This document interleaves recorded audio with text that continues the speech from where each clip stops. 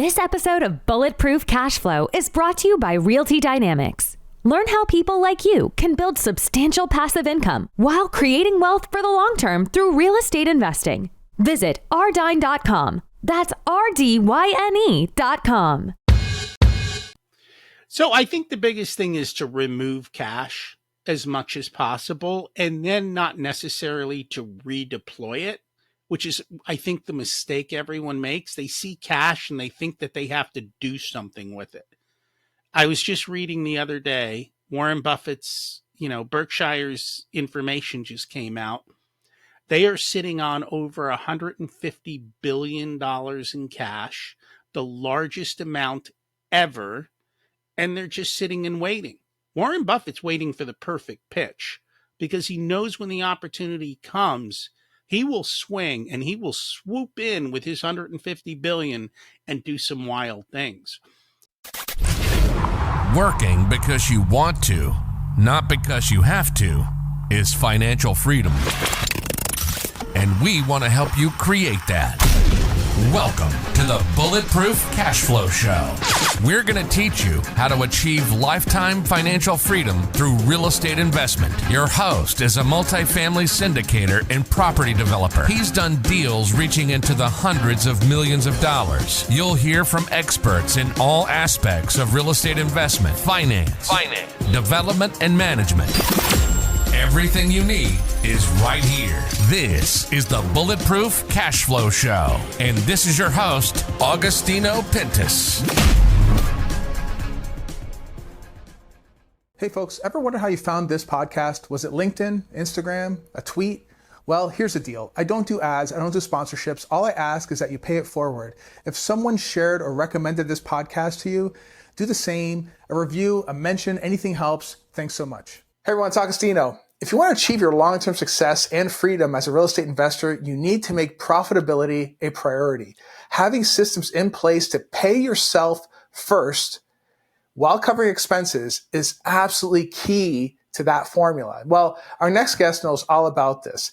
He serves as the Chief Profitability Officer for business owners, teaching them how to ensure they get paid and making a profit a priority. Now, as a certified Profit First professional, he implements the Profit First system. Now, he helps his clients change the accounting formula of sales minus expenses equals profit to sales minus profit equals expenses.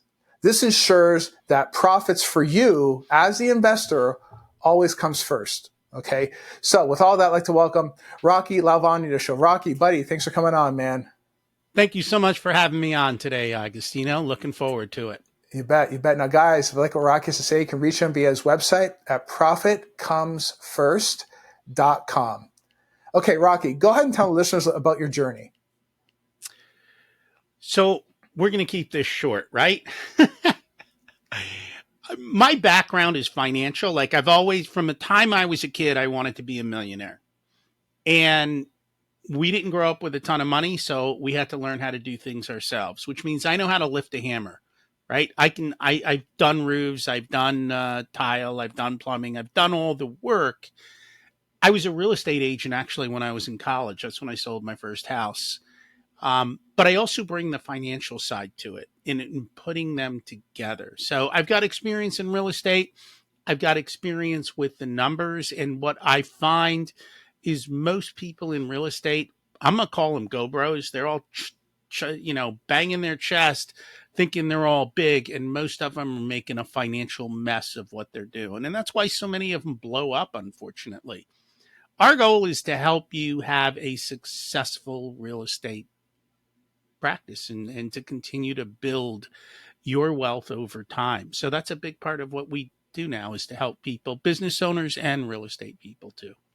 And I think that that's a big deal considering where we are in the economic cycle. It's very easy to look like a genius when everything's going great, but when things go sideways, now is the time to really make sure that your systems and your processes are put into place in a way that prevents you from blowing up. Because I think a lot of those guys out there, they were, like I said, beating their chests, showing up on social media with their Bugattis and whatever. And now they're facing issues because they just didn't structure the deals properly. and they weren't really focused on making profit first, right? They were. So one of the big things we talk about is risk mitigation. And you can't do that now. You did that when you bought the property. So if you didn't properly plan your cash flow, your exit strategy, if you didn't plan on your what if this happens or what if that happens, you're in trouble. I was just reading, I'm part of a group, and they're talking about syndicators and the amount of syndicators right now that are blowing up because they didn't make appropriate, I don't know what the right word is, but they didn't expect interest rates to go up. They thought that they were going to have free money forever, which is absurd. They didn't plan for exit strategies. They didn't plan for reserves. They didn't plan to deal with all of those things. And that's the problem. If you don't do that, you will find yourself in trouble. And it's really easy to make money in real estate, but it's also real easy to blow up when you overextend yourself. And I find most people in real estate, they don't look at the downside ever. They always look at the upside. Real estate never goes down. BS. Real estate does go up and down. And you can look at the commercial space right now in San Francisco. You see how things are. People are handing back keys left and right in the commercial space. Yeah. Yeah. And it just is, even after you do that, it isn't like you just turn in the keys and walk away. I mean, you're still going to get the knock on the door from that lender saying, okay, hey, listen, thanks for the keys, but this doesn't solve the problem, right? I mean, you're still on the hook for something. It isn't like you walk away scot-free. It's tremendously expensive to make those mistakes, right? It is, but you can prevent those mistakes. So if you create the loans correctly up front, if you lock your interest rates in up front, which depending on if you're buying the residential, the 1 to 4 units, it's a lot easier to lock yourself into 30-year mortgages. We can't do that today. I mean, yes, we could do that today, but we can't do it at 3 or 4% anymore. Today, we're going to do that at 8%. This is not that abnormal. When I bought this house that I'm living in, interest rates were 8%, and that was 1999. Like, this is historical. We're reverting back to historical means. Everyone thinks the Fed's going to go back to free money in 6 months. I don't think that's going to happen. Yeah. On top of that, everyone's trying all these crazy strategies, and they're not crazy, but like, yes, short-term rentals are wonderful. But what if your short-term rental market gets saturated? Can you rent it out as it is to a long-term renter? Will it still cash flow, or does your strategy blow up? What happens if interest rates continue to go up? What happens then? What if the roof needs replacing, right? We all know the lifespan of a roof. Everyone says, oh, I'm planning for those long-term capital improvements. Everyone says I'm planning for vacancy. How many of you actually put the cash aside so that when that occurs, you're ready for it? When you need to buy the roof, you stroke a check. Or you have to borrow money now at 8% to cover your roof. And so you're going to patch it up, which you start spiraling down that hole. Yeah. So let's talk about that then. So how do you help those investors, those syndicators, those folks that put these deals together? How do you help them really put all that stuff into place and actually make sure they do it? Because everything you just said, that's like that's bread and butter. That's just how it's done, right? That comes with the menu. You're supposed to do all those things. You're supposed to have a reserve. You're supposed to have put money aside for certain repairs, and at the beginning anyway, over raise so you have that capital available so you can deploy it. Those are all the basic rules. Very rarely do people follow those rules. We always did, but a lot of people didn't. How do you help someone with setting all that stuff up? Well, at the beginning, it's doing the basic math, and then it's stress testing the math. Okay, what happens if X? And you look at the different scenarios and you ask yourself, if my short-term rental has to go to long-term rental, would it still cash flow, or am I negative? And what is my play there? So it's the appropriate bidding at the beginning. It's getting the appropriate financing next. But then the third part, which what you talk about, And what Profit First is really good about is as soon as the rent money comes in, it gets allocated to separate accounts, and each account has a name. So there's a vacancy account, there's a long-term capital repair account, there's reserve accounts, and we move the money to those specific accounts. There's even a taxes account because most real estate investors don't have to pay income tax, but they have to pay real estate tax. Mm-hmm. If that's not part of your mortgage payment, if you're not putting the money aside every month from the rent to cover taxes, and you get a big tax bill and you freak out. So what we do is we set up bank accounts for each of these things. When you buy the property, you already know what the percentages are because you did the math when you bought the property, correct? At least you're supposed to. You're supposed to, yeah. And now we just automate. When the rent comes in, we take the cash and we put it in the appropriate bucket for the intended purpose, and then we don't touch it except for the intended purpose. So if this is going for long-term capital repairs, we don't pull money out because there's cash sitting there and go do something else with it. Most real estate investors have one bank account. They see a pile of cash and they forget about everything that's coming due. They forget about the roof. They forget about the taxes. They forget about all these different things. And then, oh, let's do another deal. I have all this cash. And growth is one of the reasons people go bankrupt, because they suck up all their available cash, and now there's no margin left, and now they get stuck at that moment, and they don't have the ability to ride through the storm. Let's face it, there are always storms, right? COVID was a storm. Recessions are a storm. The real estate market goes up and down. It tends to follow an 18-year cycle. When was the last time we were down? 2008? Yep. So 18 years, add that together. We're probably heading into a down market, and real estate moves slow. The commercial side, like we talked about, is, depending on where you are, is starting to crash. The residential side is really weird right now because here's the problem. Everyone who's living in a house, if they wanted to move across the street, would have to pay 50% more for the mortgage for the same exact house. So people aren't going to move across the street. Now you have zero as far as inventory coming up for sale.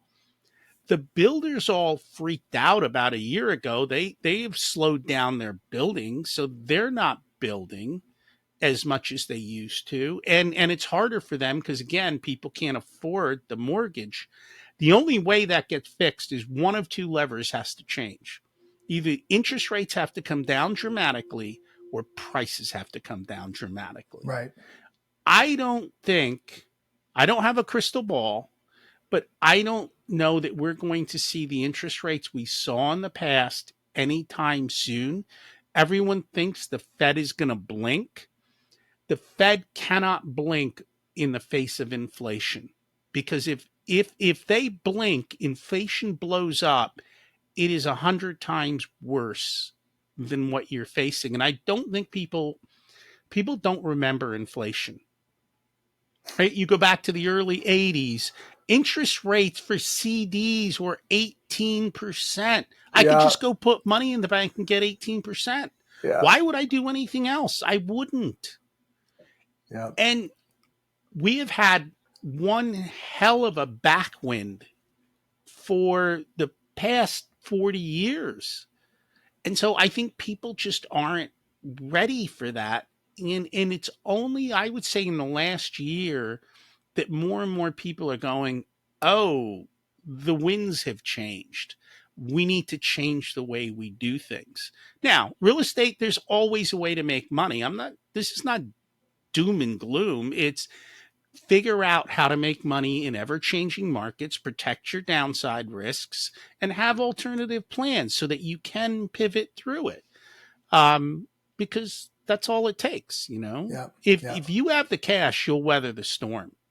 Yeah, well, inflation is not going away anytime soon. That's for sure. I mean, it's not just because, well, largely it's because first all the COVID stimulus we sent out everywhere, all over the globe, not just here in the States. everywhere. This, what was it? What was the name of that stupid thing, Rocky? It was that thing where the Reduction Act or something like that, where it involves spending more money. What was that thing called? You know what I'm talking about? The Inflation Reduction Act? Yeah, or something like that, right? People already forgot about that. I've already forgot about the name of it, right? But that happened, and we sent money everywhere. And the reason why we offshore all this money is because we're offshoring our inflation. Because the more you print, the lesser value it has. Meanwhile, we're printing off money and sending it over to the Ukraine and now Israel. How long can you possibly do this for? It's now I'm hearing. I just saw some article. I don't know whether it's true or not, but it sounds to me like now China's apparently threatening the Philippines or something. It's just like, or someone's threatening the Philippines. It's like, okay, so we're going to defend that too. It's wild, man. I mean, we can't fight everybody else's wars.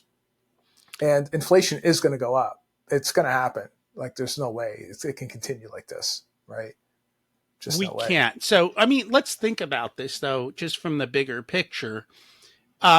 China's real estate is what drove its markets. All of their real estate is collapsing right now. They kind of overbuilt. It was wild, and so that's coming down.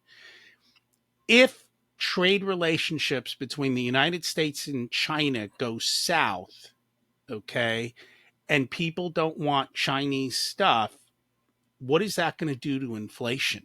Because if you think back, let's take a history.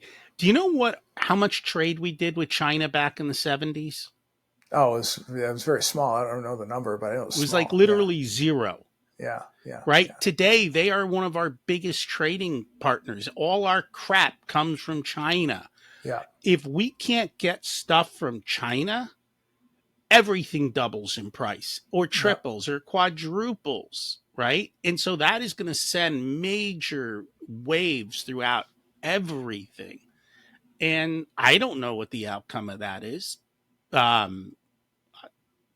don't know. But yeah, we can't fight.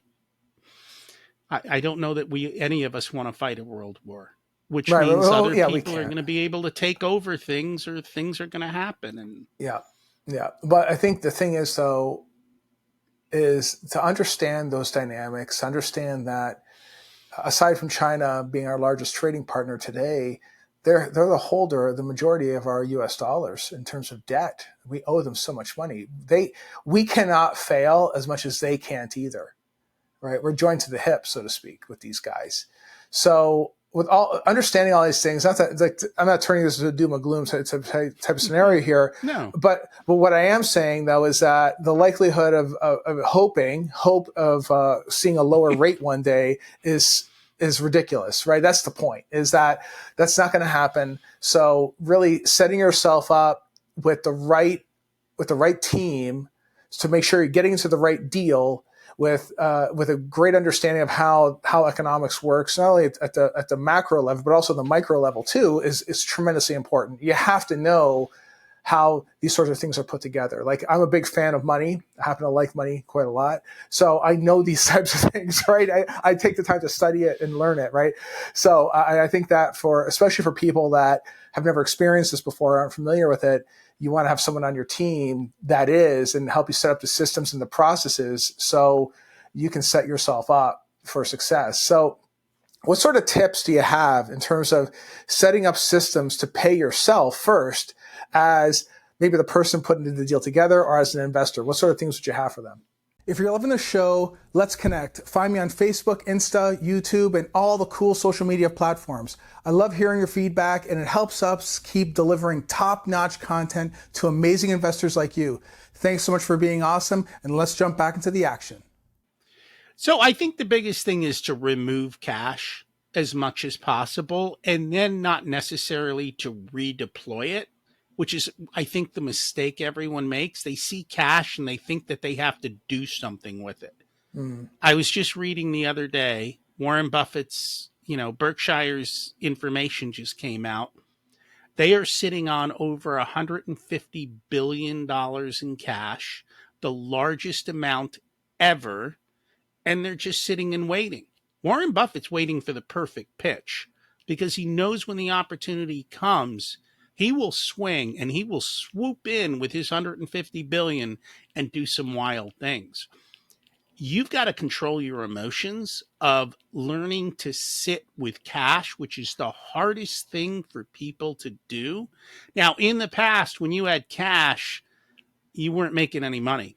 Today, hey, you know what? You're getting 5% in the bank. And a lot of people are sitting around going, you know what? 5%, zero risk. Why would I do anything at this moment? And that's okay.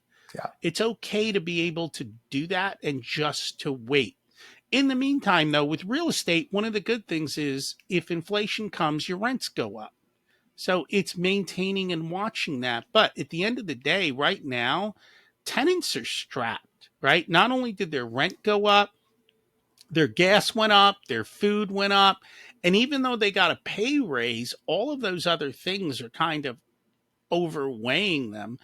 As you mentioned, there was too much cash out in the market in the world. And we're going to, the only way to get rid of that is little by little, it's got to go away, which is going to create hiccups. And the people who are smart enough to do like Warren does and put their cash aside, be disciplined with that, and wait for the opportunities are the ones who are going to do great. Like right now, buying commercial real estate in some places, you can get great deals. If you've got financing and you can lock in and you can take that property and do something different with it, there's great opportunity. The question is, can you? I think that's really the key, is being able to see what nobody else sees and getting something at a deal. But I don't know, like in the commercial space, we're hearing a lot of B and C class buildings are literally tear down projects because it's not worth it. So do you know how to do that? Do you know how to put the deal together and make it work? And if you can, then that's where it is. The other thing that's really big right now, especially on the single family side, is taking over property subject to. Yeah. Because if you can lock in the 3 and 4% underlying financing that people have in place, then that's a great way to do it. So again, that's creative financing. Yeah. Well, no, I was just going to say that's beautiful right there, because creative financing, especially subject to for the single families, are great. I used a subject to for a big multi-million dollar multifamily deal. I've done it. So it's a sort of mix of subject to and land contract, if you will. But yeah, I did that same sort of deal, so it's, but creative financing for those that are accustomed to paying lower rates, or we're trying to adjust for a massive jump from a 3 to an 8 in a short amount of time. Creative financing is what's really necessary, because many of these people still haven't come to the reality that the pricing is still too high. It needs to come down in order to make up for now this massive amount of cash outlay and the cost of the capital itself, right? That doesn't happen yet. That's really what it comes down to. It hasn't. And real estate moves slowly. Like the stock market moves on a dime. Real estate takes time for all these things to occur. And I don't think we're there yet. Certain places we are, but overall, we haven't. And, even before we go through a downfall, we might have another uptick. You just don't know. But if you can write rock solid deals that will cash flow no matter what, and you're protected, then you're good to go. But that's the key. Make sure you do that. Yep. I think, a big part of it comes in really understanding what's going on, maybe testing out ideas and trying to find ways to improve the asset, improve yourself, and make it a place for that the people that live at these sort of places stay there, thus increasing value. I mean, operations still today is way more important than anything. If you're going to hold on to the assets you currently have, but bringing up the value, that's probably the only way is to bridge that gap, right? And honestly, right now, the deals might actually be, back in 2008, people were buying the notes.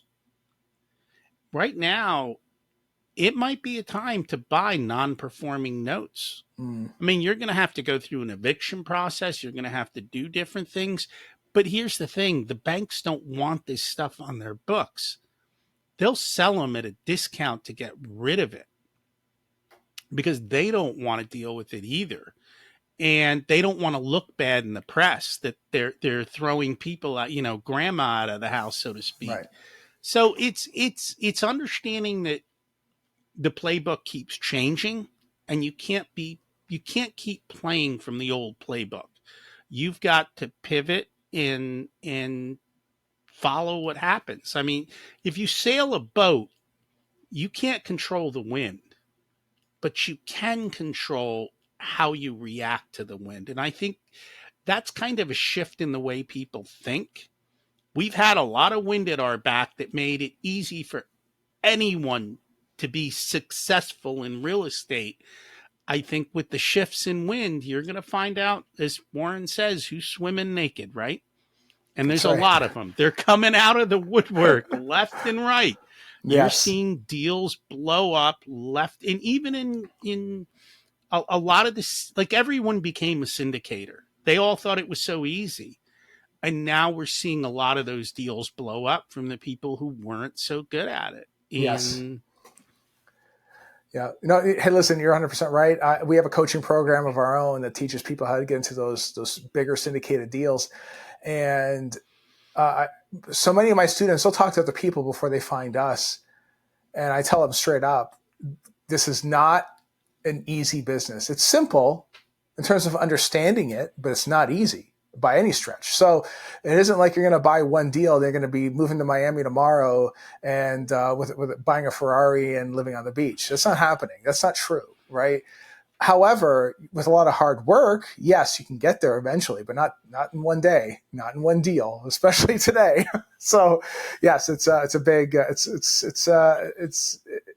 really finding the right deal and working extremely hard to make sure that it stays on track. It's operations is everything. It really is.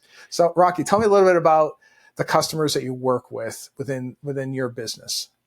So I tend to work with business owners, whether their business is real estate or not. And what we do is we help them create the dashboards so that they can understand what's going on in their business. We assess the risks to look at where are the different areas that are concerns. Like, I'll be honest, 2 years ago, we were talking about, hey, lock in interest rates because we think they're going to go up. Borrow money today because we see inflation coming. So it's a lot of risk mitigation strategies. And then it's also looking at the deals and walking through them and making sure that the numbers make sense, looking at the alternatives, and also coming up with exit strategies. When is it time to pull the ripcord? Look at your entire portfolio. Does it make sense to start selling certain properties for a variety of different reasons? And then building all the cash reserves. The biggest thing we do for our clients is help them build cash reserves so that they are able to weather the storm. Storms are coming, right? We're all going to face them. The question is, do you have enough cash? Here's the thing. I can either help you build cash or I can help the next guy buy you out when you go under. And he might not be buying it from you. He might be buying it from the bank or someone else. Exactly. Right? Investors, whatever. Yes.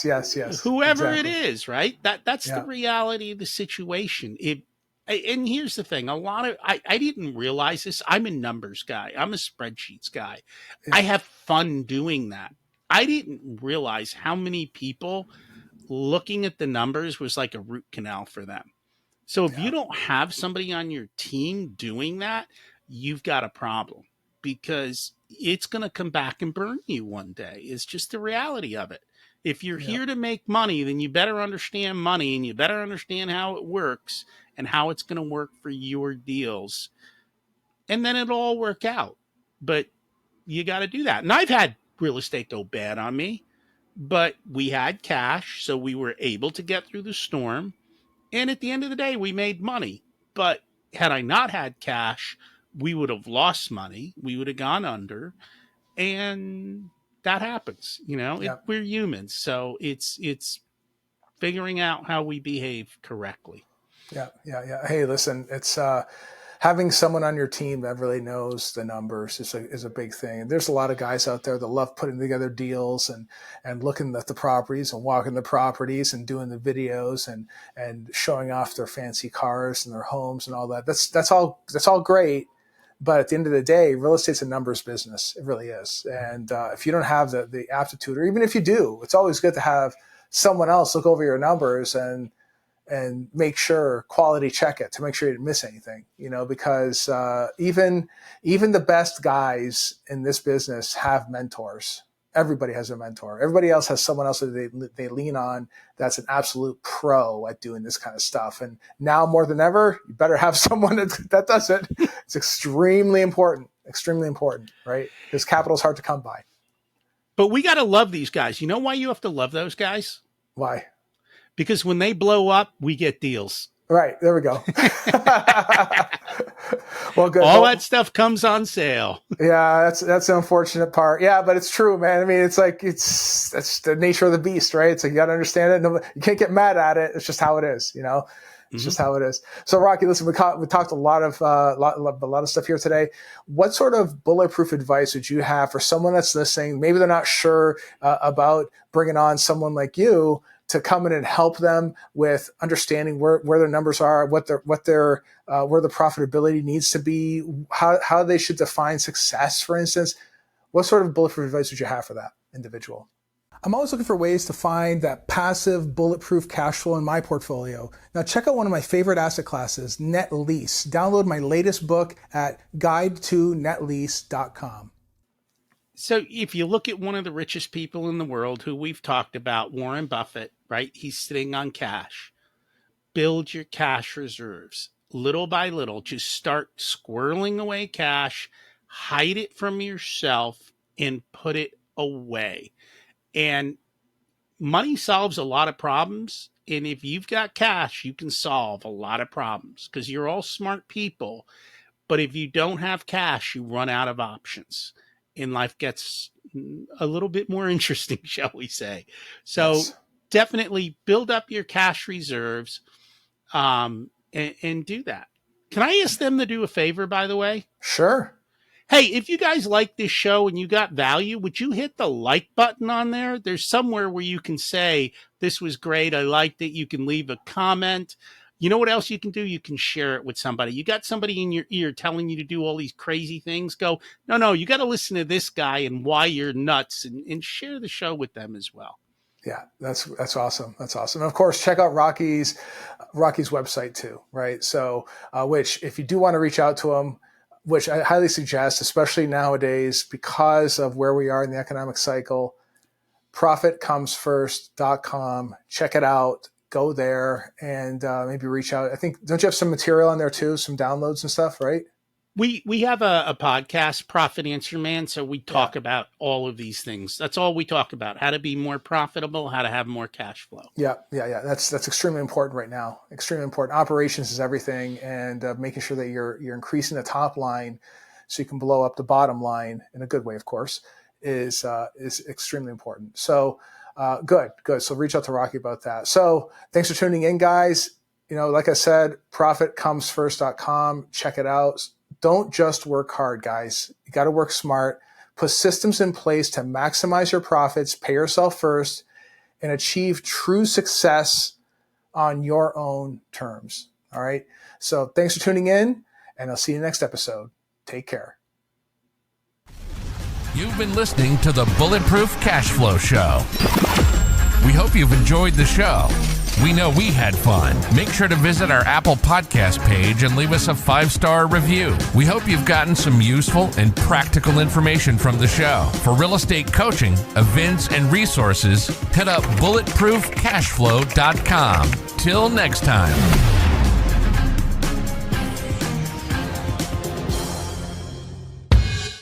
No information in this episode should be considered specific, personal, or professional advice. Any investment opportunities mentioned on this show are limited to accredited or sophisticated investors. Any investments will only be made with proper disclosure and subscription documentation and subject to all applicable laws. Please consult an appropriate tax, legal, real estate, financial, or business professional for individualized advice.